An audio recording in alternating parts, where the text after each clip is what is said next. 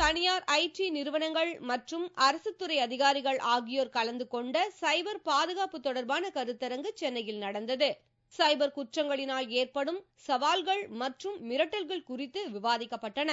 இதில் கலந்து கொண்ட தமிழக அரசின் தகவல் மற்றும் தொழில்நுட்பத்துறையின் செயலர் தேவிதார், அரசு துறைகளில் தகவல் பாதுகாப்பு தொடர்பாக பாலிசி வரும் மே மாதம் முதல் நடைமுறைப்படுத்த திட்டமிட்டு இருப்பதாக தெரிவித்தார். சைபர் செக்யூரிட்டியை பொறுத்த வரைக்கும் தமிழ்நாடுல நாங்க கடந்த ஒரு வருஷமாக ஒரு இன்ஃபர்மேஷன் செக்யூரிட்டி பாலிசி கொண்டாடுறதுக்கு நாங்க ஒரு குழு ஏற்பாடு பண்ணி அந்த குழுவின் மூலமாக பல ரெக்கமெண்டேஷன்ஸை கொண்டு வந்து ஒரு ஃபைனல் ஸ்டேஜுக்கு வந்திருக்கோம்.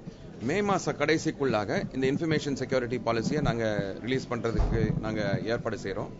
இந்த இன்ஃபர்மேஷன் செக்யூரிட்டி பாலிசி மூலமாக அரசுல யூஸ் பண்ற தொழில்நுட்ப காரியங்களை பொறுத்த வரைக்கும் அதை செக்யூர் பண்றதுக்காக இது யூஸ் ஆகும்.